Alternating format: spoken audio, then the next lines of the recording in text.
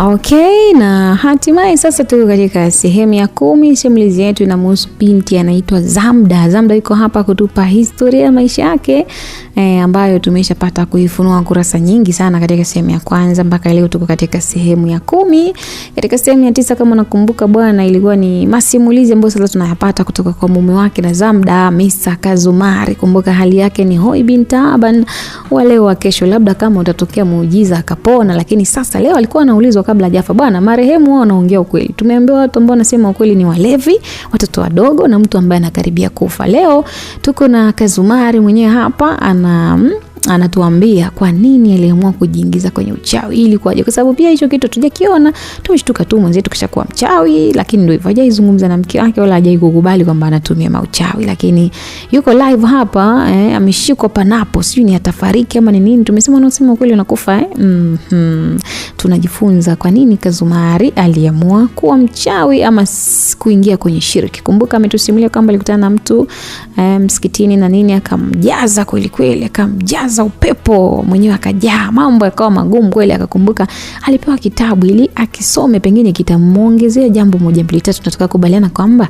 katika sehemu hii hapa ya 10 basi tutasoma kitabu kiliandikwa nini na zile namba zilikuwa zinamaanisha nini, si ndivyo? Basi sawa msikilizaji, hii ni sehemu ya 10. Hapa ni Simulizi Zetu Media, andiko la kwake Sam Dafur. Karibu sana kwenye group letu la WhatsApp pale, kwamba unataka kuwepo kwenye group la familia Simulizi, tuma ujumbe kwa ajili ya kuungwa kwenye namba ya simu 0757567253. Usiache kutufuatilia pia kwenye mitandao yetu yote ya kijamii, jina ni Simulizi Zetu Media. Mimi naitwa Tutu, karibu sana. Hii ni sehemu ya 10. Sasa tunaanzia pale ambapo alituambia kwamba alichukua kile kitabu ili aanze kusoma kurasa moja baada ya nyingine. Tusikilizane vizuri jamani, tunasoma story lakini pia tunajifunza. Wenye herufi M mkononi mmeenda kwa waganga ama mmechukua hatua gani? Haya, Kazumari anasema kwamba alipoanza kufungua kile kitabu sasa, pale alipofungua tu kikawa kimeandikwa hivi: dunia inaongozwa na namba 0 mpaka 9. Ukijua namna ya kuzitumia hizi namba katika maisha yako, basi umaskini utausikia kwa ndugu ama jirani. Kikawaida watu huchukuliwa katika makundi ya witiri, shufwa na tasa. Lakini acha mimi nikuambie makundi mawili ya namba. Kundi la kwanza linachukua namba 0, 1, 2, 4, 5, 7 na 8. Kundi hili tunaliita kundi lisilokuwa na mafanikio. Hata uwe ni mtu wa namna gani, yani kama ukitumia hizi namba basi utakosa mafanikio katika maisha yako. Lakini kundi la pili linachukua namba za mafanikio ambazo ni 3, 6 na 9. Sasa hizi ni namba ambazo ni muhimu sana katika ulimwengu. Dunia na kila kitu kilichomo kinamilikiwa na namba hizi, na ndio maana dini zote zinaamini katika kundi hili. Hasa hao ambao wanaenda kutumia namba 3. Utasikia fulani alifufuka baada ya masaa 3. Wanasali laka 3 na vitu vingine vingi siwezi kuelezea, lakini mwenyewe kwenye dini yako kumbuka hizo 3 3 6 6 mnatumia wapi. Lakini hivi sasa ukitaka maelezo mimi nitakwambia, na hata wewe mwenyewe kaa chini hapo, chunguza dini yako inaamini katika nini. Ulishawahi kusikia kuhusu 3 mtakatifu? Unajua ni kwa nini? Kwa sababu unaijua nguvu ya namba 3. Unafahamu namba hii na nini? Uzazi wa mpango unashauriwa usizidishe watoto 3. Kondomu zinakaa 3. Sasa ili uweze kufanikiwa, basi unatakiwa kwanza kuwa mtaalamu wa kuzitumia hizi namba. Huenda unajiuliza kwa nini ni namba za mafanikio? Basi una bahati sana leo, sababu leo hii nataka kukuonyesha namna ya kuzitumia kama ambavyo watu waliofanikiwa wanaweza kuzitumia. Na ukishaona umefanikiwa kwa kiasi fulani, basi ishi na hizi namba, alafu mwishoni kabisa nitaachia namba yangu, utanicheki. Sasa naanza kueleza hivyo. Ili lisaa litimie inahitajika uwe na dakika 60, ambapo ukijumlisha hizo namba bado jibu litakuwa ni 6. Yani 60 si ni 6 kujumlisha 0 tunapata 6. Alafu ili upate lisaa kwa kutumia sekunde unahitajika uwe na sekunde 360. Ukijumlisha hizo namba bado jibu litakuja ni 9. Na vipi kuhusiana na dakika? Kwa siku unapata dakika 1440, ambazo hizi pia kuja kujumlisha utapata 9. Hata kwa wiki pia ambapo kuna dakika 10,080, ukija kujumlisha hizo namba bado jibu litakuja ni 9. Na mwezi pia itakuwa ni hivyo hivyo, yani mwezi una dakika 43,200, ambapo ukijumlisha hizo namba bado utapata namba 9. Ukijumlisha tu utapata 9. Na mwisho kabisa, ili mtoto binadamu azaliwe akiwa mkomavu kuna miezi 9 ya mimba. Unadhani hapo kuna nini? Umeshawahi kujifikiria? Sasa jiunge na namba 9 uone kama utashindwa kufanikiwa. Namba 9 ndo mfalme wa namba zote duniani. Huyu ndo ambaye anaongoza time and space. Utachagua wewe uache utajiri ama ufuate kwa kutumia namba 9 tu. Uone kama ni simple. Hata haya mambo yote duniani na namba 9. Anza na duara ambalo lina 360. Ukijumlisha hizi namba jibu lake itakuwa ni 9. Weka sijui 720 ya hexagon na nyingine zote ambazo ukijumlisha mwisho utakuja kupata namba 9. Kwa leo sitakuelekeza mengi, ila fanya hivi.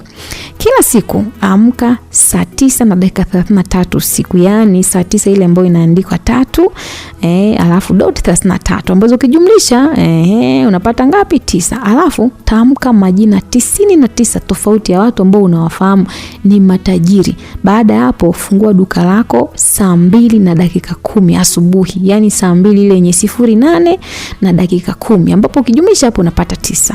Ndani ya wiki moja fanya hivyo. Namba yangu ipo. Usipoona mafanikio nitafute. Kitabu hiki kiliishia hapa. Msikilizaji, sijui utaenda kujaribu ama itakuwaje. Mimi nakuona tu unavyonisikiliza. Haya maelezo ni mazuri, kama hujaelewa unatakiwa kurudisha nyuma tena ukasoma jamani. Sijui mtajaribu, mimi sijui.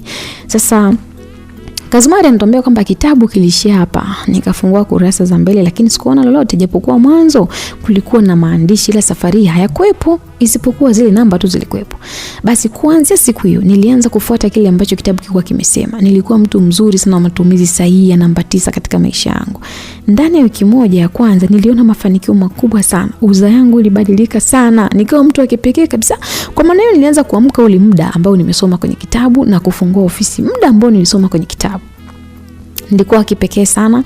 Pesa nilikuwa napata kuliko kawaida. Sikuwa na jinsi. Nikarudi kwenye kile kitabu, nikachukua namba yule mtu kwa sababu aliandika pale. Na wewe kama unataka utajiri msikizaji, basi unaweza kumpigia huyo mtu, namba yake ni 0757567253 akupe utajiri bwana. Basi nikampigia yule mtu na nikawa nataka kuongea naye. Sasa wakati Kazumari alikaa kimya, akawa anaonekana kama mtu ambaye alishikwa sana na uchungu. Kumbuka lile dubwana tumboni bado linamkoroga kweli. Basi nikajaribu kumweka sawa ili arudi katika hali yake ya kawaida, lakini haikuwa hivyo. Kila nilivyojitahidi kumweka vizuri, hakuzungumza, akashindwa kuongea jamani. Malaika wa mauti alikuwa mbele yake, alimtaka warudi wote mbinguni kwa Mungu. Hali yake ilibadilika ghafla mno. Alianza kutoa macho, tumbo likazidi kuwa kubwa kuliko hata mwanzo. Kuna nini? Mbona sielewi? Shangazi aliongea kwa hasira. Hata kama huyu mtu jamani ana makosa, lakini ni wako tunataka tumpeleke. Basi kabla sijamaliza kuzungumza, wingu zito lilitanda karibu mji mzima wa Naliendele. Lilikuwa ni wingu ambalo liliambatana na ngurumo za radi ambazo ziliunguruma kila sekundi, kila dakika. Kiza kikatugubika katika eneo lile. Hali ya sintofahamu na nini hasa kinaendelea ilikuwa kwa kila mmoja wetu. Afya Kazumari ikazidi kuwa mbaya. Ama hakika mume wangu alikuwa anateseka. Nikamwambia shangazi, tunafanyaje? Ndio hivyo, mvua ndio inanyesha, tujaribu basi kumrudisha ndani. Shangazi akasema, na mimi nikaona bora iwe hivyo. Kumbe wakati sisi tunapambana na Kazumari, yeye alikuwa katika hali mbaya sana. Wale mashetani ambao wanaamini katika namba walimtaka tena, hakutakiwa kusema lolote ikiwa kama ni sehemu ya siri. Yani ndio maana waliamua kumua wakati akiwa anasimulia. Kwa jamani, Kazumari alipoteza maisha mbele ya macho yangu. Sikuamini macho yangu kuona Kazumari anapoteza maisha. Na yule mjusi ambaye alikuwa tumboni kwake alitoka kupitia katika tundu la haja kubwa. Maumivu ambayo aliyapitia niliyahisi. Nilikuwa naumia mno kwa sababu alitoka mjusi ambaye alikuwa na mapembe na hakukaa sawa. Alianza kutambaa kaondoka zake. Sijui hata ni wapi ambako alienda. Lakini huu ndio ulikuwa mwisho wa Kazumari wangu. Ulikuwa ni mwisho wa mwanaume ambaye hakuamini katika mawazo ya mwanamke. Ulikuwa ni mwisho wa kitabu chake ambacho kilijaa mateso na furaha katika maisha yake. Jamani, Mungu alifariki na story yake haikuisha. Nimekuambia msikilizaji, kama unataka kujua kitabu kiliandika nini, nimekutajia namba hapo, piga simu upewe hela za kichawi. Sasa Siku iliyofuata taarifa ya msiba ilitangazwa katika mji ule ambao wakazi wake hawakuwa wengi. Kama wanazidi ni 100,000 basi Mungu ni mkubwa. Nakumbuka katika msiba wake ulikuja watu wengi kuliko msiba yote ambayo nilikuwa naifahamu. Ulikuwa ni msiba ambao unaweza kusema magari sio chini ya 300 walifika. Watu kama 30 walikuwa wamehudhuria mazishi yake. Nilifurahi kwa kiasi fulani kuona idadi kubwa ya watu walikuwa katika eneo hili, lakini moyoni niliumia sana. Niliumia kumpoteza Kazumari jamani. Alikuwa ni mume wangu. Niliumia kuwa mbali na mtu ambaye niliamini kwamba angenipa furaha katika maisha yangu, lakini ningefanyaje? Kama ilikuwa ni yeye ndio amejitakia kifo ama afe yeye au mimi, wewe ungejichagua? Basi bwana, tukazika vizuri pale. Maisha mengine yakaendelea.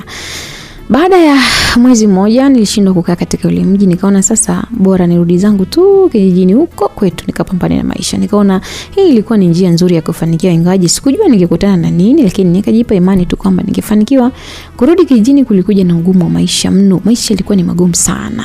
Kwanza nilifika katika nyumba ya mjomba ambaye alinisamehe mara baada ya kumsimulia kila kitu. Kwa bahati mbaya mwezi mmoja mbele mjomba naye akafariki.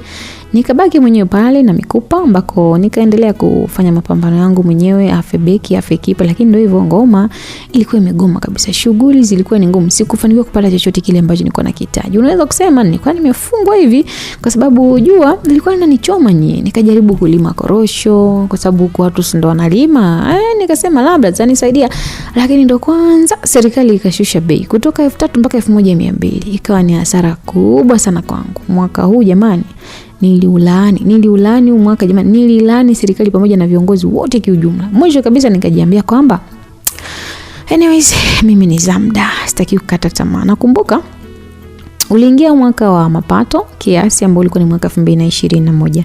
Mwaka huu nilipata vihela kidogo hivi, basi nikaboresha eneo la mjomba, ila ilikuwa ni wakukosa jamani, wanasema ni wakukosa tu. Katikati ya ujenzi akatokea mafuriko ambayo sijui ilikuwaje, ila Mungu tu na mahesabu yake. Basi nyumba ile ikabomoka, nikalia nikadondosha machozi pale, nikakufuru kweli kweli. Nikamwambia Mungu, mbona unanipa mikosi kwenye maisha? Utaki nipumzike?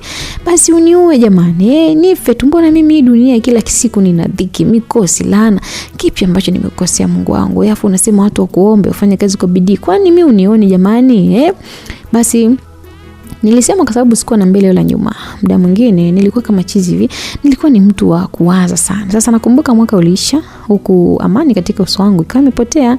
Sasa ulipoingia mwaka 2022 nikawa ni mtu wa madili. Nikachukua kuku maeneo mbalimbali, alafu nikawa naenda kuuza mjini, yani uko Tandaimba mjini. Sikuwa naona aibu kwa sababu akili yangu ililenga kujikomboa kimaisha. Nikapambana zangu mwenyewe, ila siku moja nikakutana na Agi, tena alikuwa na picha yangu kabisa. Yani nilikuwa nitafuta kwa watu mbalimbali. Nilishangaa sana yani kwamba ni Agi, mbona imekuwa ghafla jamani? Unanitafuta namna hii kama nimepotea goli. Nilimuuliza tukiwa tumekaa kwenye moja ya kibanda hivi. Nilikuja kutafuta shoga yangu. Kuna nini? Kuna mtu ananiambia nikutafute afu twende. Nani tena? Utamwona huko, ila siwaga unapanda ndege.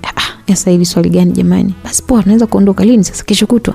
Lakini si uniambie. Hapana bwana. Ila anyway unaenda kuona tuna Messi ku Dar es Salaam, tunaweza kwenda mpaka hapo, aliniambia. Basi nikafikiria kwa muda, na vile ambavyo maisha yalikuwa amenikunguta jamani, ikabidi tu nikubali kwamba niko tayari kwa ile safari. Basi nakumbuka tuliondoka kwa ndege mpaka Dar es Salaam kwenye moja ya hoteli hivi. Tulikaa pale hoteli, na kuanzia muda ambao nilikuwa nimefika hadi usiku wa saa 6 sikumwona Messi mpaka usingizi, uvumilivu ukanishinda. Kama bwana aje bwana, kama bwana atakuja suna, kumbuka chumba ambacho tumefikia. Ndio.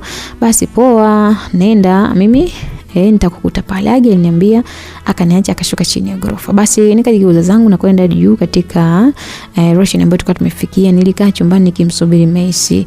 Zilipita kama dakika 40. Jamani, Messi mnamkumbuka yule binti ambaye nilikuwa nataka mtege mume wangu na nini. Mwisho wa siku yeye Messi pamoja na Age niliwapa milioni 40 kama mnakumbuka. Basi ndo huyu Messi. Basi zilipita kama dakika 40 hivi, nikaona mlango unafunguliwa. Sasa shauku ya kutaka kuona nani ambaye alikuwa anafungua mlango ikanifikia. Nikapeleka macho mlangoni kutazama. Sikuamini macho yangu, nilimwona Shaibu jamani. Alikuwa na box lake la pete katika mkono wake, na nyuma alikuwa Messi pamoja na Agi, wakiwa ni watu wenye furaha sana. Si mnamkumbuka Shaibu yule ambaye alinipeleka kwa mganga na akaniambia sijui mimi ndo nitakuwa mke wake na nini, kama mwenda wazimu. Shaibu ambaye nimemhadithia story nzima maisha yangu, wakati ambao pia ulipata nafasi ya kujua ile story. Basi tukio hili bwana liniacha mdomo wazi kwa muda mrefu. Si kwamba nilikuwa nashangaa kuhusiana na pete ambayo ilikuwa kwenye box iliyoletwa na Shaibu, lakini lini watu wao walikuwa wamekutana na kupanga ile tukio? Kwanza mimi sijui kama hata wanajua. Nakumbuka kwanza sijui kumwambia Agi ama Mercy kama nimekutana na mtu anaitwa Shaibu, lakini Shaibu nilimwambia kuhusu Agi na Mercy. Basi nijikuta namtazama Mercy ambaye hakuacha kunipigia makofi kana kwamba nilikuwa nimejibu swali darasani. Nikahamisha macho yangu kumtazama Shaibu. Niliona akiwa mpiga magoti tayari kwa ajili ya kunivisha pete. Basi hasira ndani ya moyo wangu zikafutuka jamani. Nilikuwa na hema mara mbili. Nikamtazama Agi ambaye alikuwa ananitazama pia. Nadhani nataka kujua mimi nitapokea vipi ile swala. Nikaambia Agi. Nilikuwa natetemeka, akaniambia Ben. Nikamwambia mimi nawe tumeanza lini kuvunjana heshima? Swali langu limfanya Agi kurudisha sura chini. Aliona aibu. Nadhani sikuwahi kumwambia kama nilikuwa kwenye mahusiano na huyo mtu, japokuwa yeye nahisi aliambia sijui na Shaibu, sijui. Kwanza mahusiano mimi tulianza lini jamani? Tulilalana tu siku ile na alikuwa ni mteja wangu au nilivyokuaga malaya pale au. Nikamwambia nakuuliza. Nilimwambia kwa mara ya pili, lakini safari hii nilikuwa ni mtu ambaye nina hasira. Basi Agi alinua macho yake, akanitazama pale, akandosa vidole vyake pale, akameza mate mwenyewe kuashiria kwamba alikuwa anaogopa. Najua nitakuwa nimekosea, lakini nini? Au nadhani huyu mtu mimi sikumtambua, si ndio? Sikujua kama yeye yupo na anaweza kunipa msaada. Kwani mimi nilikuwa sijui? No, so hivyo ile unapaswa kumsikiza mtu ambaye yuko mbele yako hata kabla yangu ili waje zamda. Kwani unakuwa mkali hivyo? Unadhani sisi sote tuko hapa ni wajinga? Hujajiuliza kwa nini tumekuita hapa? Tumejiandaa lini? Kwani tuko na kutafuta? Mercy aliongea kwa muundo wa swali. Niliambiwa kwamba nitakutana na wewe. Nilimjibu nikimtazama Mercy. So mimi si nipo hapa unioni, si ndio? Hapana, mimi sina maana hiyo, ila Mercy aliuliza. Nilihisi kuchanganyikiwa kutokana na swali lake. Sio kwamba sikuwa najibu lasha, bali namna ya kujibu nilikuwa nimekosa. Nikabaki nishapanda. Mercy naye kuacha kunigongelezea msumali mwingine, na alikuwa na lugha tamu sana. Ndani unanifahamu japo kwa uchache tu. Mimi ni mtu ambaye sina mambo mengi, ni mtu ambaye ni kama ni black ni black, kama ni white ni white. Alikaa kimya, akamtazama Shaibu kwa sekunde kadhaa afu akaendelea. Nikutana na huyu mtu katika mishemishe zangu, na yeye ndo mbali ni DM kule Telegram, then tukaanza kupiga stories hapa na pale. For the first time nilihisi kwamba huyu ni mteja tu, lakini nilikuja kugundua kwamba sio mteja, ila siku ambayo nilitaka tukutane ndo ambayo nikajua kwamba sio mteja. Nikapanga siku ambapo tutaonana nitafahamu. Basi akaniambia kila kitu kuhusu maisha yako, akanisemea mpaka siku ambayo mlienda mpaka nyumbani kwake, then akatokea afu ukarudi kwenu, si ndio hivyo Shaibu? Mercy aliweka kituo na kurudisha swali la mwendelezo kwa Shaibu. Shaibu alijibu ndio, japo kwa sauti ya upole sana. Si unajua tena mtu akiwa na dhiki ya kitu fulani alafu kukipata kina masharti, lazima uwe mtumwa, hauwezi kujifanya mjuaji bwana. Kwa hiyo kwake alikuwa mpole sana kwa siku hii. Jibu lake lilikuja kuibua maelezo mengine ambayo Mercy aliamua kuniendelezea. Nilikaa naye chini kama mshikaji ambaye simfahamu, lakini nilikuwa na ndoto na wewe. Nikampangilia mambo mawili matatu nikiwa mimi pamoja na Agi. Tukamwambia kama nataka kuoa basi zingatie kwamba mnakuwa watu wawili, yani kuhusu familia yake na ndoa yako, na ili vitu viwili tofauti. Lakini kizuri ni kwamba mama mkwe amefariki na hata Misra ameolewa huko India ambako alienda kimasomo mwaka jana. Kwa hiyo hakuna dalili yoyote ya kurudi tena kwenye ardhi. Kwa hiyo upo tayari kwa ajili ya pete mwaya Mercy alisema. Akaweka kituo. Wakati huu safari hii alirudisha swali kwangu. Nikajikuta na kuwa mtu wa kufikiria kwa muda kama dakika 2 hivi. Macho yangu yalianza kudondosha machozi. Nilifikiria sana kuhusu Shaibu na ule upendo wake ambao alikuwa nao kipindi chote wakati napambana naye mpaka naenda kwa mganga. Nikafikiria kuhusu tukio la ndugu yake, na kisha nikamtazama nikamuuliza, ina maana ndugu yako kweli atarudi tena Tanzania? Akaniambia nadhani atarudi kama vile kuja kuangalia kaburi, lakini kwa sasa hivi yuko India na ana mtoto mmoja. Sawa, unanihakikishia kwamba nitakuwa na amani katika ndoa ambayo nitaingia nawe? Mimi sitaki ikaeka tena. Kila kitu kitakuwa salama. Kivipi? Nitakuwa mbele yako nikipambania amani yako siku zote. Nitakuwa ni mwanaume pekee ambaye nitakulinda na kujali kwa hali na mali. Nitageuka kwa mwavuli wa jema pindi ambapo mvua mbaya itakuwa imeanza kunyesha. Tabasamu lako litakuwa furaha yangu, kwa hivyo sitotaka hata siku moja nilipoteze tabasamu ambalo utakuwa nalo. Shaibu alisema, na mimi nilijiandaa kumjibu, lakini Mercy akadakia akasema, cha kuongeza ni kwamba kama kuna mtu ataleta gozi na boyoyo nyingi, mimi Shangingi wa Mashangingi niko hapa. Sijawahi kuogopa, siogopi na siogopi mtu yoyote. Shaibu, sio unanisikia? Aliongea Mercy akiwa anamchimba mkwara. Alikuwa anamaanisha kile ambacho alikuwa anakisema, kwa sababu licha ya kuwa mcheshi, lakini pia alikuwa ni mtu ambaye haogopi kubeba lawama kutoka kwa mtu mwingine. Alichokuwa anakipenda basi alikipambania. Naweza kusema huyu mtu alikuwa ni mtu ambaye amejua na upendo sana, kupenda kuona mtu ambaye anampenda ateseke kati yeye yupo. Ila Mercy na Agi, mbona na wasiwasi mwenzenu jamani? Babu we, wasiwasi wa nini? Kama huyu Misri ni mkorofi, basi nakwambia kakutana na kijusu hapa. Mimi nina sura ya mama ila nina roho ya baba. Na hamna kitu naogopa. Shaibu, visha pete tuondoke, sio kwa sababu danga langu linanisubiri nje, Mercy alisema akiangua kicheko cha dhiaka, hali ambayo ilifanya sasa kila mtu akacheka. Na huyu ndo Mercy bwana mwenyewe. Napenda sana kumuita Otto von Bismarck, mtatua migogoro ama Hilda. Anapenda sana shari, na shari zikimjaa yani waga anapenda kulikweli. Hakuogopa kitu katika maisha yake, yani kama mbwai na iwe mbwai. Alikuwa ni baridi barafu, alijaliwa kuwa na mdomo, kiburi, na pia alikuwa na dharau, ila yote yalitokana na uzuri ambao alikuwa nao. Ndio, nakwambia binti alikuwa ni mzuri, sio mimi Agi wala Misri mwenyewe ambaye alikuwa anakanyaga kwa uzuri kwa huyu mrembo, lakini mdomo wake ulimfanya awe na kasoro. Wanasema kizuri hakikosi kasoro, basi huyu binti kwenye mdomo alalala ni hatari. Sasa sikuwa na jinsi, nilikubali kuvalishwa ile pete na Shaibu, huku akiwa ni mtu mwenye furaha kuliko kawaida. Nadhani alikuwa haamini kama nikulivisha ile pete. Ilikuwa ni tukio ambalo lilienda kufungua amani ndani ya moyo wangu. Nilikuwa na furaha kupitiliza ndugu yenu. Yani licha ya kwamba nilikuwa nimekataa mwanzo, lakini ndio hivyo. Tabasamu katika uso wangu likarudi kama kawaida. Zamda yule wa mwanzo ambaye alifurahia sana maisha alirudi tena, nikiwa ni mtamu zaidi ya mcharo. Nakumbuka sasa nilipiga picha mbalimbali. Kumbe na siku hii pia bwana, kwa chini kulikuwa kuna gari ambalo walitaka wanipe kama zawadi. Mimi nilikuwa sijui. Na kuanzia hapa ndo nilijua kama ukiona magumu yamezidi, amani ya Mungu inakujia. Mnasema kisa kikizidi asubuhi pamekucha, sio pamekaribia. Sasa nikakumbuka jinsi ambavyo nilimkufuru Mungu jamani. Sikusali, nilikuwa na kufuru. Kama una Mungu ananionea jamani, haongozi dunia. Kama inawezekana mwache tu dunia shetani mwenyewe. Kwa nini alikuwa nisaidie? Nikaona ni muda sasa kufanya toba jamani, nimemkosea Mungu wangu. Basi nilitubu nikiwa nadondosha machozi katika gari ambayo nilikuwa nimepewa na Shahidi. Umeanza kubadilisha maisha yangu Shaibu. Sikutegemea kama ningetabasamu tena katika maisha yangu. Nilimwambia Shaibu huko akiwa ananikabidhi funguo. Kila kitu kinakuja kwa sababu. Ni kweli kabisa, asante kwa kila kitu. Naahidi kukupenda, lakini tafadhali usije kunivunja moyo wangu. Mimi nimekuchagua wewe mwanamke wangu, mwanamke wa kipekee ambaye utageuka kuwa mashuhuri na mzuri sana kwangu. Nimekuchagua mama wa watoto wangu. Nilitamani sana ndoa yetu angehudhuria babangu, lakini kwa bahati mbaya yeye aliwahi kufariki kipindi nikiwa mdogo. Nilitamani pia ndoa yangu isimame na mama yangu, lakini naye pia amefariki. Lakini ndio hivyo, alikuwa ameniambia ni kwamba nikuoe wakati alipokuwa anafariki, na mimi nikamwahidi kwamba nitafanya hivyo. Kikubwa ni Shaibu anakupenda. Hakuna mtu ambaye anaweza kuvunja ama kutenganisha upendo huu ambao nimeuandaa kwako. Shaibu aliniambia, yalikuwa maneno matamu sana ambayo mna mwanamke ambaye hataki kupewa haya maneno. Shaibu alikuwa ni mwanaume ambaye anajua nini anakifanya, anajua kupenda, ana heshima, na ni mtu ambaye ana heshima na kila mtu. Sio tena nielezaje jamani, lakini ni miongoni mwa wanaume 100 wema ambao walibaki mara baada wengine kufa kwenye vita ya pili duniani. Msikilizaji wako yupo kwenye hizi 100 ama ya nusu. Basi alibaki yeye akiwa na moyo wa mapenzi ya dhati, alibaki yeye akiwa na moyo wa kutulia na mwanamke mmoja, alibaki yeye akiwa na sura ya upole ambayo haiwezi hata kumkaripia mwanamke. Mdomo wake uliumbwa kwa ajili ya kusifia na kupongeza. Hakuwa mtu wa kejeli, hakuwa mtu wa dharau wala dhiaka, bali atakwambia ukweli tu kwa lugha nzuri sana hata kama umekosea. Sasa nakumbuka maisha yetu yalianzia hapa. Tukawa tunaishi kwa upendo pale nyumbani ambapo palikuwa ni kwake. Yeye alikuwa akienda kazini kwenye kurusha zake ndege. Mnakumbuka niliwaambia ni rubani wapenzi wenu wanafanya kazi gani? Haya basi. Angekaa wiki moja huko au wiki mbili, afu wiki nyingine angerudi kushinda na mimi, tungepiga story, tungesimulia na mambo kadha wa kadha. Nakumbuka siku moja alikuja na wazo la kufunga ndoa. Wazo hili kwangu kwa kuwa tayari nilishampenda, basi nikamwambia mna shida.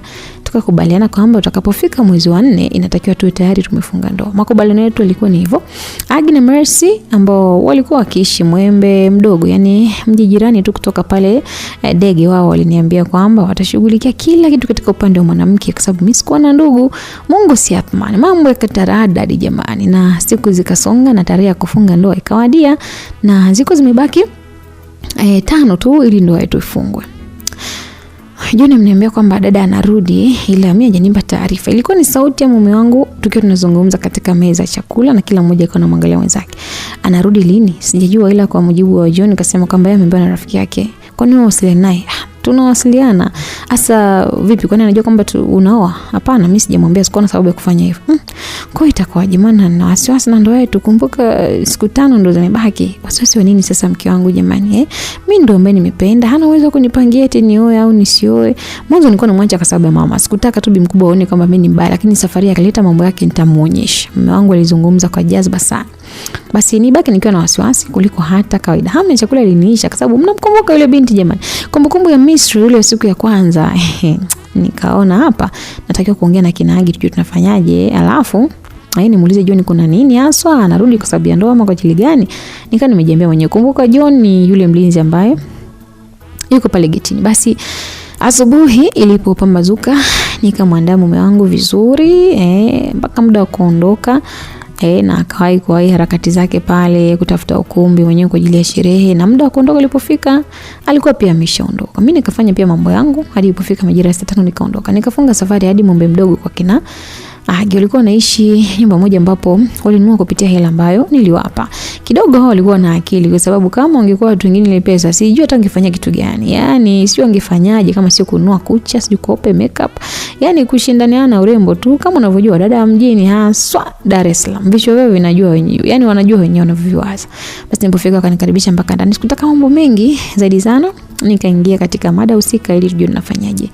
Ina maana hadi mume wako ajui kama anarudi. Mercy aliniuliza ndo hapo niko na wakati mgumu. Mercy amjui tu, ila hapo pelezi unahitajika ujue. Agi alisema yani sijui hata anafanyaje kwa kweli.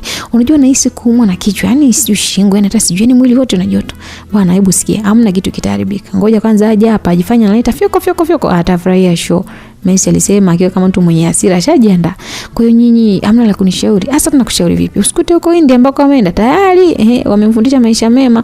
Unajua muda mwingine kutembea nako kuna kufanya wewe una roho ya korosho. Inategemea pia na mtu ambaye umetembea naye ama maeneo umeenda umejua watu wanaishi vipi. Huwezi kumkuta mtu akiwa na roho mbaya bila sababu. Yaani akisha jifunza mambo mengi kidogo watu wanajifunza vitu vingi. Watu wanajifunza mambo jamani kwa kuzunguka. Sikwambie mtu hatuwezi jua, lakini alizungumza Mercy. Nikajiambia kwamba sasa ni muda sahihi wa kuishi na mawazo yake kama vile yatafanya kazi. Mimi nilipenda jinsi ambavyo alikuwa amezungumza. Nikatamani huenda kweli basi Misri ambaye atatoka India hawezi kufanana na yule ambaye nilimkuta siku ya kwanza. Basi tukaagana, lakini Mercy hakuwa na cha kunisisitiza kwamba kama utakuwa kuna timbwili lolote, hakuacha kuniambia kama utakuwa kuna timbwili lolote nisisite kuwasiliana naye kulipeleka mezani kwake. Angejua namna ya kudili na visokoro kunyo jamani. Mimi sitaki tena gombana na mawifi nyi. Kwa namna ambayo alikuwa anaongea nikamwamini sana ndugu yangu na nikawa na amani. Basi nilipofika nyumbani nakumbuka ilikuwa ni saa 10 jioni, nikaenda kuzungumza na John ambaye alikuwa ni mlinzi wa pale getini. Dhumuni la mazungumzo ilikuwa ni kutaka kufahamu ndani ipi sababu ya Misri kurudi. Kwa hiyo anataka kurudi si ndio? Anarudi. Unajua kwa nini? Kwa namna ambavyo amenieleza anarudi kwa sababu anataka kuwa ndoa yangu au kuna nyingine. Kwani kuna nyingine ni ya kwako? Kwa narudi lini? Nadhani kama sio leo basi ni kesho, ndani ya siku 2. Asa mbona hata taarifa hajatoa? Pengine ni surprise jamani. Mimi nimefanya tu makosa kumwambia mheshimiwa, lakini sikupaswa kufanya hivyo. Haya asante, lakini mengine tutafahamu huko mbele. Nikasema nikarudi ndani ambako sasa nikaendelea na mambo yangu. Basi nilipika na nikawasiliana na mume wangu kwamba anarudi saa ngapi. Kwa bahati nzuri aliniambia kwamba yuko barabarani anawahi kurudi nyumbani. Basi saa 1 mbele akafika pale nyumbani akiwa ni mtu mwenye furaha kuliko kawaida. Kamba mume wangu vipi? Akamwambia kila kitu kimeenda sawa. Unajua nitaka kupata ukumbi pale Sofia Hotel kwa hiyo jamaa wamekubali. Jamani. Kwa hiyo uliposema Sofia umenikumbusha mbali. Mungu wangu jamani, pole. Ile ni hoteli tu jamani. Iko tu hapo Mbutu, sio panaitwa Mbulu, sio Sofia huyo wifi yako. Jamani mume wangu watu tukacheka. Akamwambia vipi kuna kitu kipya? Ushaanza sasa something new, sio anything new ndo nini sasa unanichanganya bwana. Basi nisamee. Nilikuwa nauliza kuna kipya wewe na mtu wa kamati? Mume wangu akameniuliza. Haya ndo ilikuwa maisha yetu mimi na Shaibu. Wakati yeye akifahamu Kiingereza, mimi kwangu bwana sikuwa nafahamu chochote. Kutokana na kutokufahamu basi nilikuta naomba kuombea kwa Kiswahili kile ambacho kimeongelewa. Sikuwa mjinga bali nilikuwa tu kiukweli nilikuwa sifahamu Kiingereza. Tulikuwa na maisha fulani hivi ya masiara mengi sana, vicheko kama vyote. Mume wangu alinifanya nimuone kama rafiki yangu. Yaani pale ambapo nilikuwa namhitaji rafiki wa kiume anipe baadhi ya mavitu, basi nikutana na mume wangu. Pale ambapo nimhitaji mume wangu na kumuona kwa wakati, kweli nilimuona mume wangu. Na ndo alikuwa maisha yangu. Nilikuwa na furaha nyie. Yaani sio mimi ambaye nilikuwa nimetoka kulia. Basi siku iliyofuata kwa hili Kinagi alikuja pale nyumbani. Ujio wao ulikuwa ni kumfunda mume wangu kuhusu tukio la ndoa ambalo lilikuwa linakaribia. Sikuwa nimewasiliana nao, ila wao wenyewe katika kukaa kwao huko wakawaza kwamba hapa wana kila sababu ya kuja nyumbani. Ilikuwa ni kama saa 2 hivi asubuhi, kwa hivyo hata chai waliwahi kwa sababu walinikuta niko naandaa. Bwana mdogo, huu ni mguu wako. Marisa alimtazama Shaibu wakati tukiwa kwenye sofa sebuleni naangalia runinga. Naam, nakusikiliza Shem. Mume wangu libidi awe mpole. Tena unisikize vizuri haswa. Mimi naitwa Marisa Meshak. Najua unijui na wala hatujua. Na kama tumeongea mara nyingi, hebu kwanza sahau. Lakini mtu ambaye ametukutanisha mimi na wewe ni huyu hapa, anaitwa Zamda. Sawa bwana shemeji. Sasa bwana, kama ambavyo ulikuwa umeniambia kwamba sijui ulikuwa na ndugu yako, sio mkorofi, Mswahili, sio mjuaji, sio yuko India, sio yuko wapi. Ni kweli uko sahihi kabisa shemeji. Safi. Sasa kuna taarifa zinadai kwamba ndugu yako anarudi hapa, anakuja kwa ajili ya ndoa, sijui mambo yake, sijui mambo gani, mimi sijui. Ninachotaka kujua ni kuhusu Zamda. Wewe Zamda, hebu nitazame kwanza. Marisa aliongea akianza kufoka. Nikajikuta napoa hapo, nikakodoa macho yangu kumtazama Marisa ambaye alidosa vidole pale kwa sekunde kadhaa, akasema, huyu yupo hapa kwa ajili yako peke yako. Hayupo kwa ajili ya ndugu yako wala mtu mwingine yote, wala sio mshikaji wako. Yaani bosi sijui nini, kwamba kuna kampuni anaifanyia kazi, hapana. Ndio maana kama itatokea siku ukamwacha huyu, basi ataondoka na hata ndugu zako na hatatokea kumfuata. Kama kuna siku huyu ataugua, mtu wa kwanza ambaye anatakiwa kuwajibika ni wewe na si ndugu zako. Duniani tunaongozwa na upendo peke yake. Endapo ukikosa upendo, kila kitu kinayumba. Zamda alikuwa ni malaya, alikuwa anajiuza, anafahamu tupu nyingi. Sidhani kama ataona shida kuhamia katika uchangudoa na udangaji endapo ndoa ikimyumbisha. Tunakuheshimu sana, tunakupenda, ila wewe tunaomba umpende huyu ndugu yetu aisee. Yaani ndugu yako akija hapa, mwambie kwamba kuna mipaka maalum. Asilete ujuaji, mimi ni Mswahili, yani sione aibu kupigana. Hebu ngoja kwanza nikuonyeshe. Alikaa kimya, afu akatanua nguo katika eneo la bega lake la upande wa kulia. Kitendo cha kutanuliwa kwa nguo na kusogeza pembeni ilionyesha alama. Ndio ilikuwa ni kofu. Si unaliona ile kofu? Naliona shemeji. Hapa kuna demu bwana alinizingua, nilimbonda. Yaani nilimbonda yeye na mume wake, mbali alikuwa amenidanganya. Sasa kwa bahati mbaya ndo akawa alitaka hiki kisu aisee, na alikuwa mgoja na hiki kisu, ndio ikatokea hivyo. Afu mimi sikuenda hospitali, shughuli ilisha yenyewe, yani nisio nijishonea nyumbani. Sasa mwambie ndugu yako huu moto asije akaucheza. Basi Marisa kumaliza kuzungumza bwana, sauti ya gari iliingia katika nyumba, ikasikika. Kila mmoja alipeleka macho mlangoni na kutazama nani ambaye alikuwa anaingia. Samahani nakuja, mume wangu aliongea pale akainuka. Unaenda wapi kipenzi? Kutazama nani ambaye anaingia ndani. Usikute John anaruhusu watu ajabu, alisema kisha kaondoka. Basi ndani nibaki na Kinagi ambao waliendelea kuzungumza, na mimi nilikuwa tayari kuwasikiliza kile ambacho ananiambia. Nadhani mmemsikia message usemage, aliniuliza. Nimemsikia. Kama kuna tatizo litatokea basi nitawaambia. Jamani, nyinyi si ndugu zangu wa mjini. Mwenzangu mji kila mmoja amechanganyikiwa. Dar es Salaam jua ni kali mno, ndio maana watu wanakuwa kama machizi. Sio mwanamke, sio mwanaume. Kila mmoja lazima nati moja imemwachia ili aweze kuishi. Bila kujichetua kwenye mji, huwezi kuona ndani. Hakuna upole ndani ya Dar. Sasa wewe fungua nati moja ya upole au vaa roho ya mbuzi. Si unanisikia? Marisa aliongea. Mimi sijui naweza jamani. Acha ufala wewe. Kama hautaweza utatupa sisi hiyo kazi. Huyu Agi mwanzoni alikuwa boya kweli. Mwangalie sasa hivi alivyokaza mdomo mpaka makalio yake yani. Hakuna ambacho anakiogopa. Ameshachangamka. Jua limempiga, akili imemkaa sawa. Akacheka pale, nikamwambia basi sawa. Nikasema basi tukaendelea na mazungumzo pale mbalimbali. Wakati tunamsubiria Shaibu ambaye alikuwa bado yuko nje, nikawa nawaza ni kina nani ambao walikuwa nje, maana amechelewa kweli. Uvumilivu kanishinda. Nikataka kuamka ili kwenda kuangalia, lakini ghafla mlango ukafunguliwa. Aliingia mume wangu ambaye alikuwa amebeba mtoto wa kike mwenye umri wa kama mwaka na nusu hivi. Alikuwa shombe. Nikajikuta namtazama yule mtoto kwa muda sana. Itakuwa ni Misra ndo anaingia, sijui. Nikajiambia moyoni. Sasa wote tukaangalia macho mlangoni kutazama nani ambaye alikuwa anaingia. Ni kweli bwana, alikuwa ni Misra. Alipoingia tu bila salamu akaanza na kusema, ndani mbona kuna nuka shombo la samaki jamani, au kuna mtu kaoza, afu kuna sura za ajabu, sura zimekomaa utadhani sijui chimba chumvi. Kaka, unaishije na hii sura jamani? Alikuwa ameishika pua yake kwa dharau, afu akatema mate pembeni kuashiria kwamba eti ilikuwa imechefuka mpaka kichefuchefu. Kauli yake ilikuwa ni kama mwananchi amemtukana rais wakati ameshahutubia jeshi la wananchi. Lilikuwa ni kosa mbele ya Marisa ambaye hakutaka hata kulaza damu. Kama kuna watu wamevurugwa na jua la Dar es Salaam, basi ni Marisa namba 1. Kwanza alianza kumtazama kuanzia juu mpaka chini. Nikamwona akisimama na kumtazama Misra ambaye alitaka kukaa kwenye sofa, lakini alimzuia akamwambia, wewe malaya unasemaje? nadhani mmenisikia, kuna haja ya kurudia? Misra alikuja juu akivua miwani. Hebu naomba tuheshimiane. Nani hukumheshimu mwenzake? Wewe msukule au kuna mwingine? Halafu hebu nisikusikie tena ukiita hilo jina. Wewe unajua ni malaya tu, wewe ni mnuka mdomo, huna la maana, huna lolote ambalo utaniambia. Mimi nakusikiza tu. Hebu nisikize, usitaki kuniharibia siku yangu. Si unanielewa? Maisi akatangulia kuongea, afa akamtazama Shaibu akamwambia, Shem, ongea na hii kunguni yako nitaisaga saga. Mimi sio kuniletea pigo za kipumbavu. Huyu simjui anijui, yani naomba heshima chukue mkondo. Yani wewe kunipiga mimi? Una mwili gani? Hebu jaribu. Huyo Misa hata kumaliza kuzungumza alipigwa ngumi moja kwenye eneo la pua, afu Mercy akavua mchuchumio akampiga na kichwani. Ilisikika tu, mama nakufa, lalamika, huku mkono mmoja ukiwa katika eneo la pua na mwingine ulikuwa kichwani. Wewe mpuuzi kweli, unajikutaje labda so kila mtu abushwe, mimi nimevurugwa kuliko ambavyo nadhani, nitakufanya vibaya. Mercy alijihakikishia ubingwa ise. Moyoni nikafurahi, maana hicho ndo nilikuwa nakihitaji jamani. Nikajua tayari Misra ni mtu wa namna gani. Kwa hiyo ukakutana na kitasa, na ile ilinipa amani ya moyo. Mercy bwana usimpige, nilisema kinafiki tu. Nikamtazama Misra, niliona amejinamia chini, aliponua sura yake damu ziko zinamtoka. Kwa Makonde tunasemaga mto jamani, mto Modinga hivyo. Mercy alishafanya yake, hakupenda dharau jamani. Alikuwa ni kichefu, yani kichefu ambaye amepindukia. Alikuwa ni mtu ambaye kama ukimheshimu jamani, ana heshima mpaka raha akikupenda sasa. Lakini ukijifanya mjuaji basi kupiga kwa Misra kulifanya hata Shaibu aingilie kati akiwa kama mwanaume, na alienda kumshika Mercy akamrudisha kwenye sofa. Akarudi kwa Misra ambaye bado alikuwa amejinamia, akamtazama, akamwambia, dada unasemaje? Yani napigwa afu nachekelea tu, mimi kosa langu liko wapi sasa? Misra alifoka. Ina maana kosa lako ulijui, si ndio? Mercy aliuliza tena kwa hasira kinyanyuka, lakini ndio hivyo nikamzoea. Mercy, naomba utulie jamani. Agi, naomba basi au uende naye nje. Nilimwambia nikamweka sawa. Sio naende nje bwana, mwambie ndugu yako akome. Nikome mimi au ukome wewe? Kelele Misra. Shaibu alifoka baadaye akiwa na hasira kweli. Acha shobo bwana, afu punguza kiburi bwana. Watu tunaweza kuishi bila wewe, bila kuleta ujuaji. Hakuna mtu ambaye angekupiga wala kufanyia ubaya wote.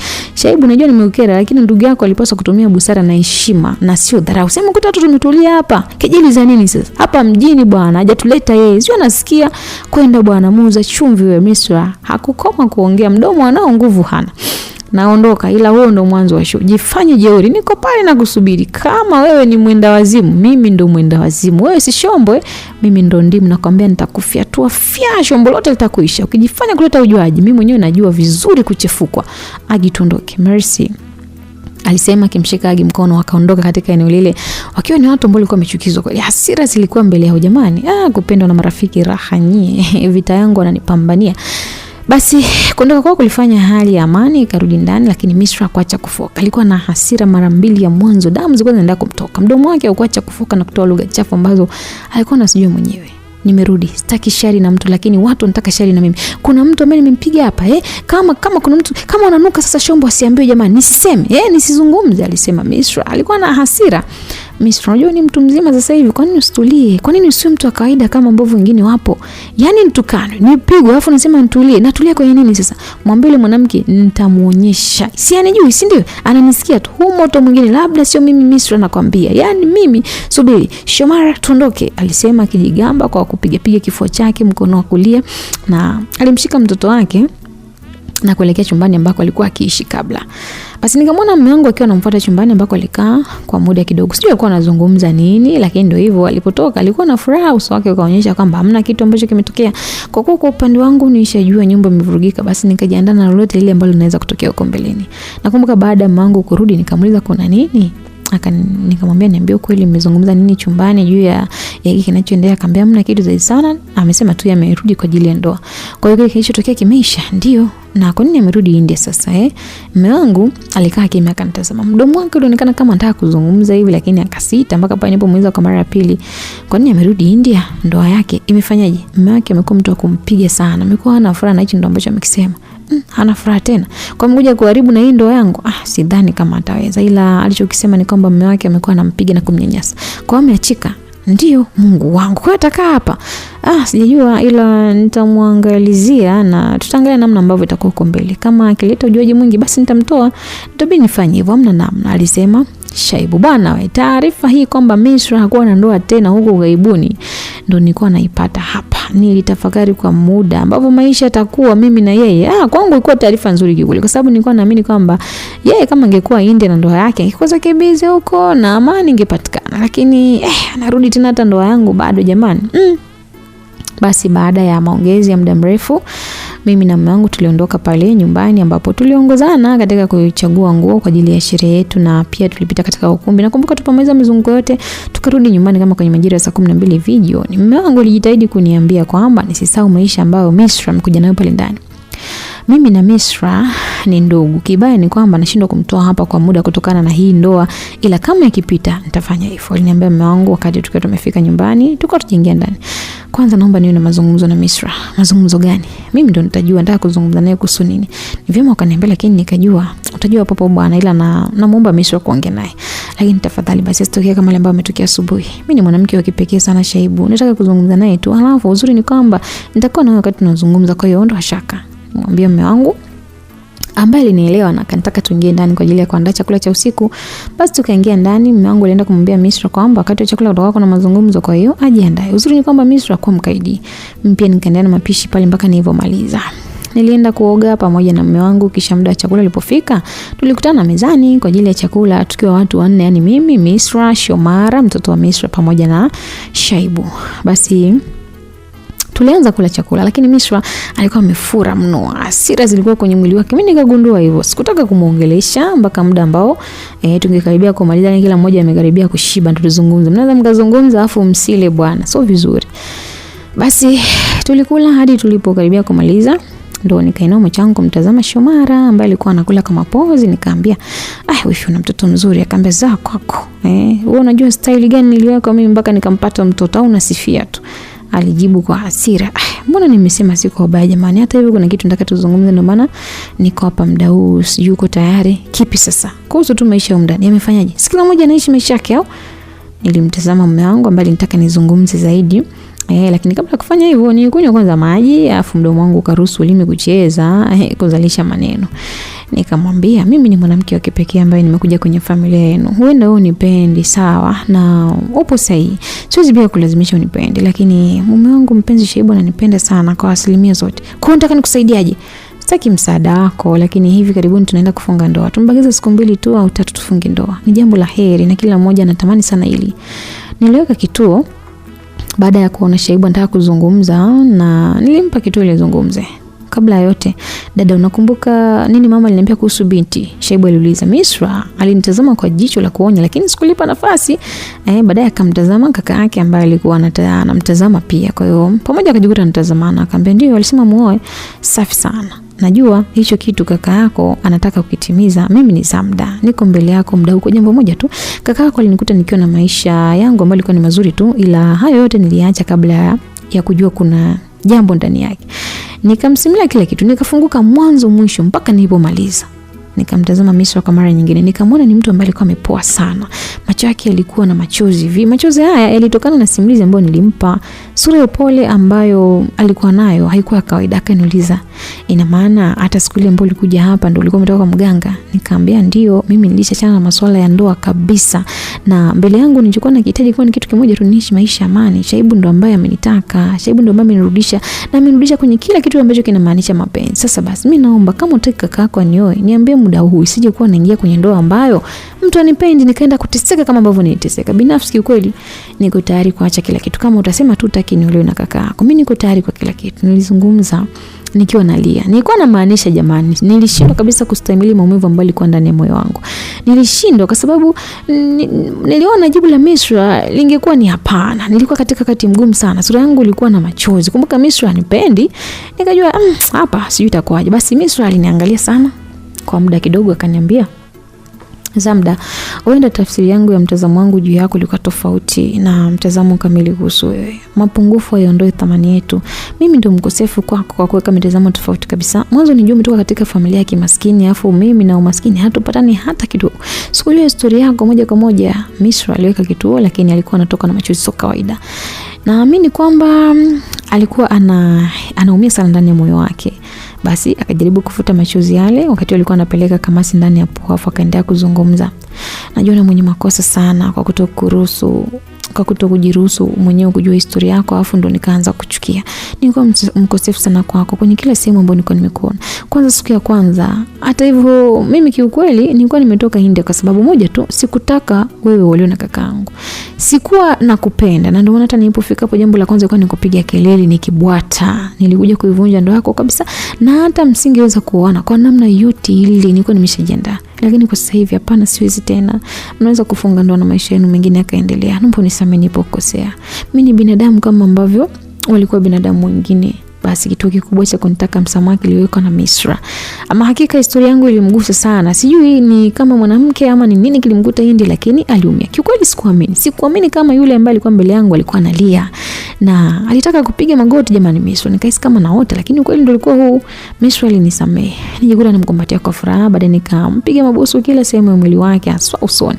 Naye pia alinipa pongezi, akaniambia kwamba mambo yataenda vizuri na yupo tayari kusimamia ndoa na kila kitu kutokana na kuwa na hela ambazo ametoka nazo India. Sasa nakumbuka siku hiyo tulicheza hadi muziki pale nyumbani. Tulifurahi mno. Kila mmoja alicheza kwa namna yake. Tabasamu katika uso wangu ilikuwa ni kubwa mno.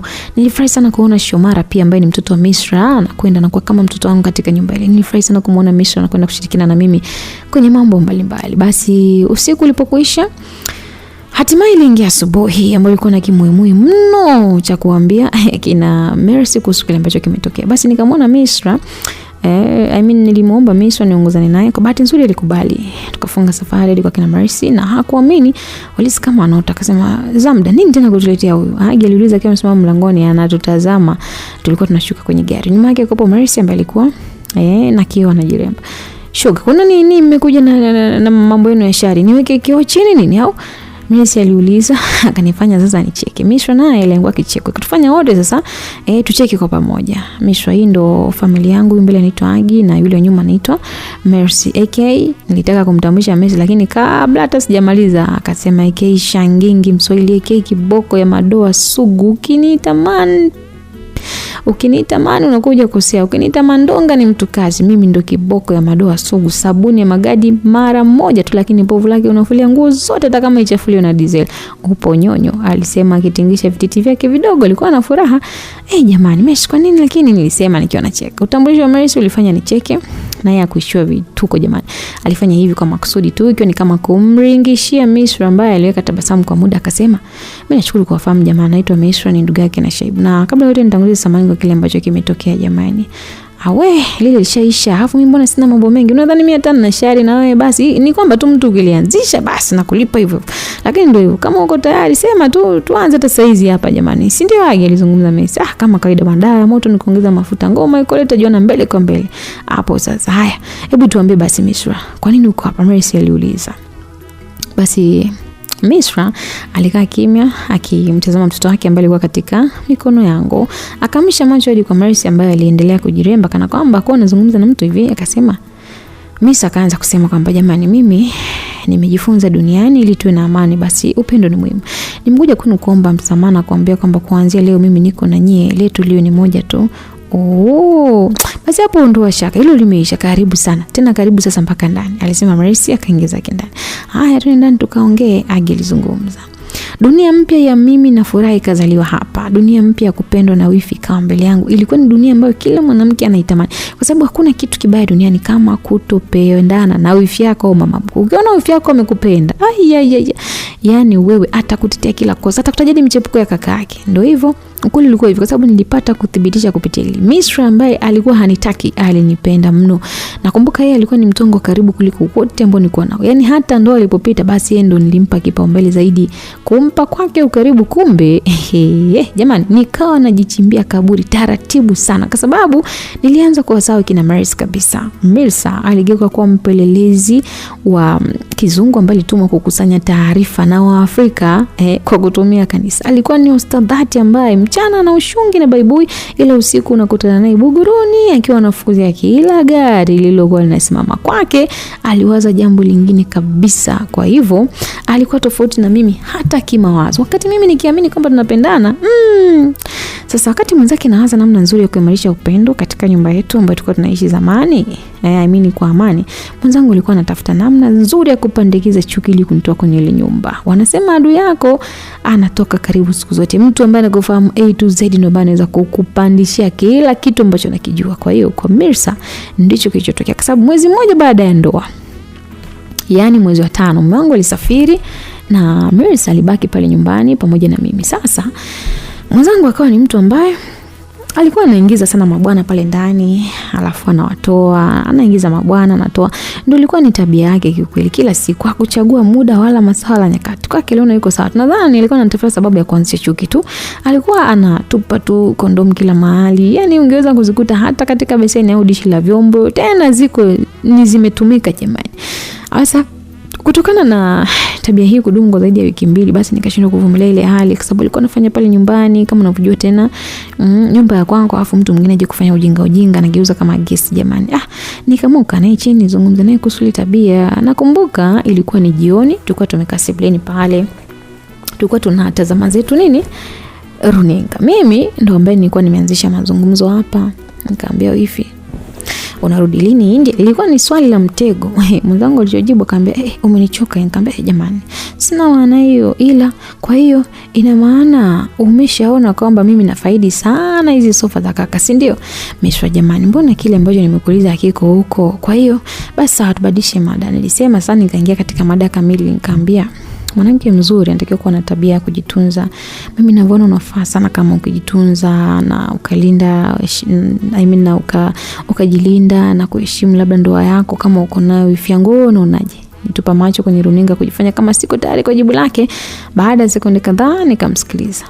Nijua kwamba siku ile ulipokuwa ukijiliza basi ungekuwa na akili kweli. Kumbe bado unanitamani Misra kipindi kile nirudi, si ndio? Kwa nini unifuatia maisha yangu? Kwa nini unafuatia maisha yangu nakuuliza? Misra, mbona umefika mbali hivyo?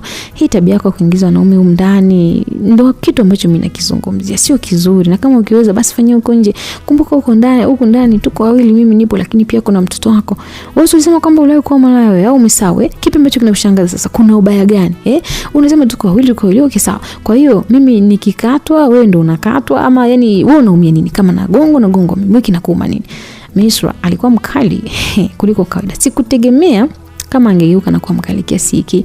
Ilhali kile ambacho nilikuwa namwambia kilikuwa ni cha faida tu. Kunje watu wanaenda, huenda wanadhani kama mimi ndio na hiyo tabia. Tafadhali basi, mimi sikukatazi kufanya, sikukataza, lakini ni vizuri kufanya nje. Hapa ndani hapa wewe unatunza, yani basi heshima, ama hivi vitu vyako, hizi kondom nini unaziweka kila mahali mpaka kwenye friji. Jamani, mimi sasa kweli ni kwenye friji kondom zinafikaje? Nilimwambia kwa sauti ya upole tu. Sikutaka kukasirika kwa sababu ingekuwa mengine, lakini mwenzangu alikuwa na shari. Eti sikukatazi kufanya hii kazi, lakini vyema sijui ukifanya sijui kwa heshima ukifanyia nje sio ndani. Misra aliiga kile ambacho nilikuwa naongea, afa kaendelea. Mimi nimekulia hapa, naijua nyumba vizuri na hakuna kitu hata kimoja ambacho sikifahamu. Ukiona huwezi kuishi na mimi, basi achana na maisha yangu. Iwe ni kuweka kondomu si vibaya, sijui kufanya mapenzi muda ambao unajisikia. Vyovyote vile huyo ni mimi. Ukitaka iga maisha yangu kama unaona mimi nafaidi. Wewe vipi bwana? Usitaki mtu bwana awe ajabu ile wengine waanze kunishangaa bwana. Mimi nadhani tumeelewana, kila mtu afanye mambo yake, Mirsa alisema. Na baadaye akaondoka zake sebuleni. Alikuwa na hasira sana. Sasa kwa kuwa sikupendezwa na hii tabia, nikajiambia kwamba siku ambayo mume wangu atarudi lazima nitamwambia kuhusiana na tabia ndugu yake. Kufanya hivi kwa wakati huo niliona kwamba ilikuwa ni njia nzuri ambayo ingeweza kuondoa tatizo. Basi mume wangu alirudi, nikamwambia kile ambacho kilikuwa kinaendelea tu kwa chumbani. Nikamwambia Misha anaingiza kila aina ya wanaume huko ndani. Amekuwa ni mtu ambaye anafanya kile ambacho anajisikia. Kibaya zaidi nimeongea naye lakini ameshindwa kunisikiliza. Labda wewe uzungumze naye. Ameanza lini? Yaani tangu ile siku ambayo umetoka hapa, yeye amekuwa na hiyo tabia. Sijui anamfundisha nini mtoto. Alafu kwani kuhusu India vipi kwani? Si alisema kama sijui hajaachika, sijui mpewa tu talaka. Bado sijajua, ila kesho asubuhi nitazungumza naye. Asante mke wangu. Aliniambia mume wangu na kisha alinipiga busu.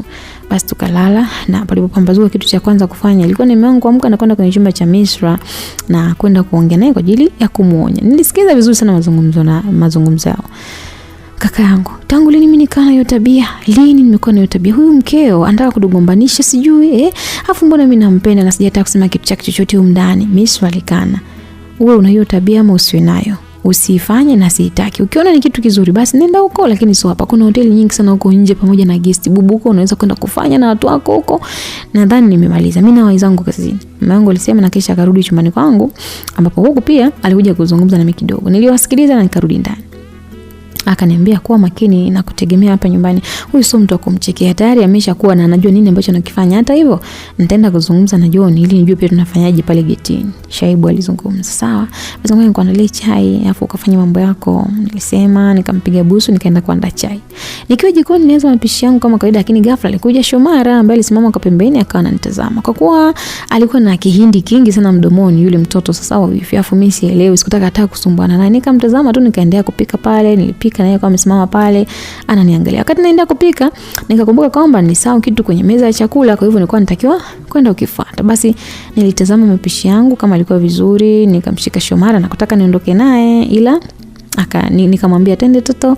Shomara alikataa kushikwa na mimi, akawa analia. Kuna nini mama yake aliuliza. Na mtoa jikoni, mwache bwana, mwache.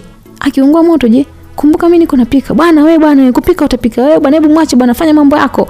Aliongea kwa kali sana mama yake. Mimi sikuona kama kuna sababu ya kumjibu.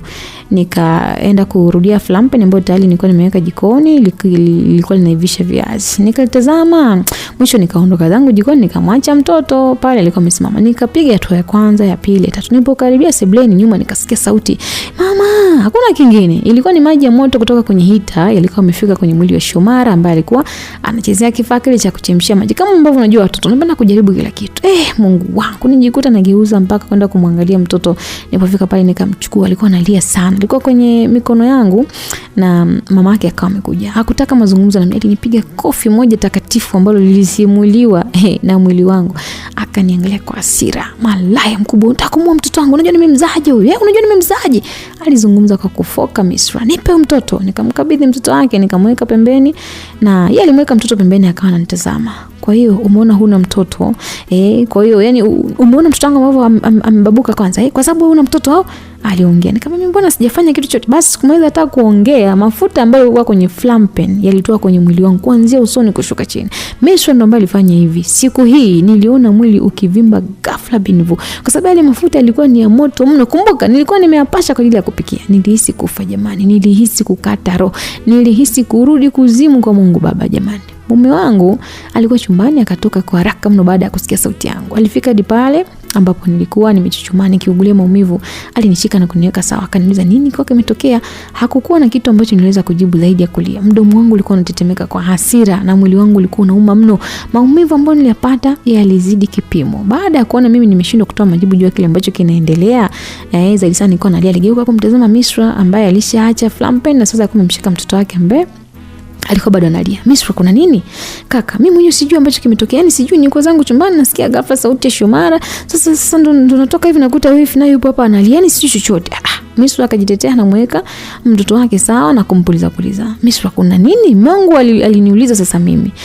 Maskini mimi. Nitamani hata kujibu kusema kweli, lakini mzangu alikuwa tayari ameshaniwahi. Alikuwa tayari ameshaweka ngao ambayo hata kama ningesema kweli basi ningeonekana ni mtu ambaye naongopa. Sikuwa na jinsi. Kumbuka wao ni ndugu. Nilichofanya ni kujifanya kuzimia ili nikapatiwe huduma tu ya haraka. Nikajidondosha chini mwenyewe nikifungua jicho moja kwa kuibia kusikiliza. Sasa sikia kaa hapa nyumbani afu kuwa makini nampeleka hospitali sawa. Shaibu alizungumza akimwambia Misra ambaye alianza kutoka kwa ajili ya kwenda kuchukua asali mpaka mtoto wake. Kaka, unataka mimi ndo nikae hapa na vipi kuhusu mwanangu? Nani ambaye atamdibu? Ina maana huyu sio muhimu au uone kama ameungua moto jamani, uone? Alisema Misra. Mimi sina maana hiyo, lakini wewe uone kama ila nini kaka bana, ila nini kwa hiyo damu yangu mimi sio muhimu kuliko huyu mke wako, si ndio? Sio muhimu au kwa sababu nakaa hapa ndo.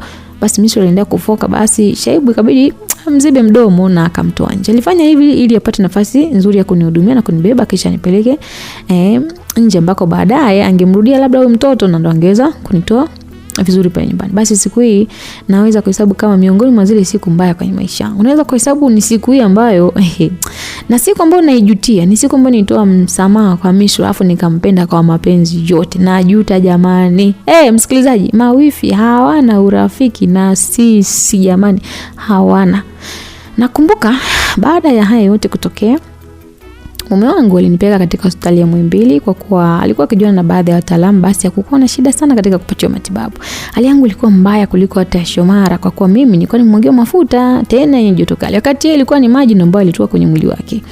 Jopo la madaktari lilihakikisha kwamba wananipa huduma bora na vile ambavyo inatakiwa. Ilikuwa ni huduma ambayo ilinisaidia sana kwa sababu nilikaa hospitali kwa wiki moja huku nikiugulia maumivu, na baada ya wiki ya kwanza kuisha iliingia ya pili ambapo nikarudi katika hali yangu ya kawaida huku nikiwa na sura yangu kama mwanzoni. Jamani, hela inazungumza. Nyie wenye makovu ya mafuta, sijui mliungua mna makovu kuna dawa ya hayo makovu, tafuteni hela. Hela inazungumza kwa hakika, kwa sababu sikuwa na kovu lolote licha ya mafuta kufanya kazi, lakini pia kitendo cha kuishi hospitali na sijui alinipaka vitu gani, sijui aliniingiza kwenye madude gani. Jamani, mimi sijui. Tafuteni hela, chini kupaka asali kwenye vidonda.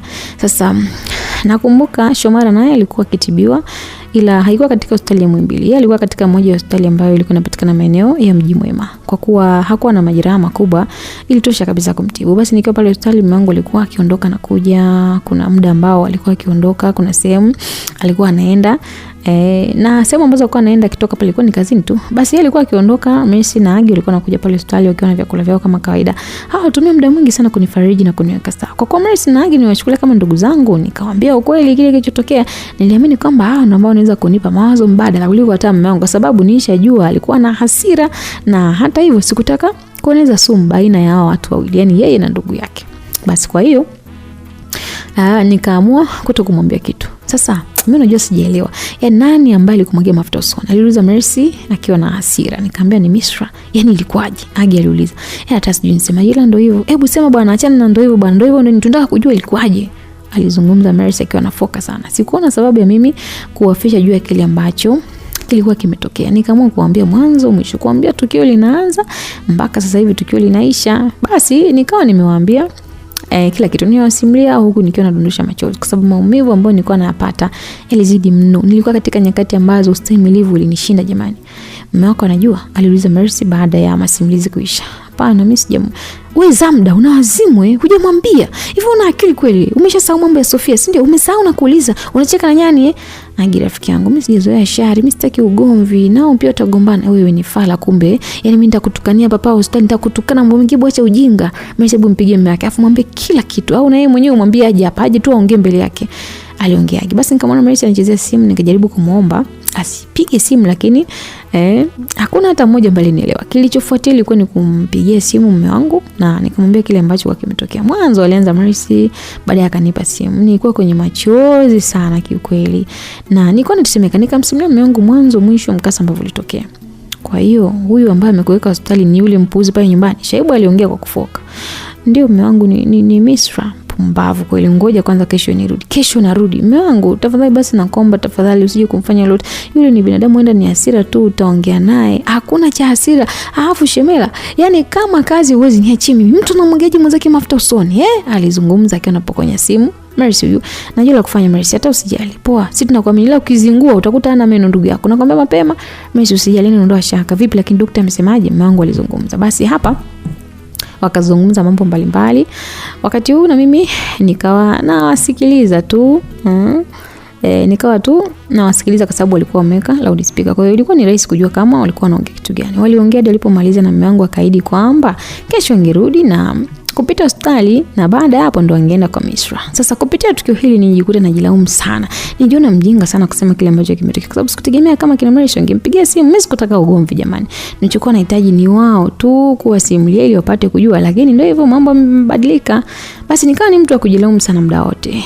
Mawazo yangu yalikuwa hayajaisha na nilikuwa nikisubiria hiyo kesho jamani, ambayo sijui hata itakuwaje. Uzuri ni kwamba nilikuwa na taarifa kwamba Misra amesharuhusiwa kutoka hospitali ambako mtoto wake alilazwa na kwa siku moja, lakini kwa siku zote hizo ambazo nilikuwa nimekaa hospitali hakuwahi kuja kuniona hata kunijulia hali hata siku moja. Hili niumiza kwa sababu ni ngumu sana kumtaka mtu mwingine au mwema kama ambavyo mimi nilikuwa nataka. Kwa kuwa nishachukiwa na watu kama Sofia na mama yake, niliona ni swala la kawaida tu.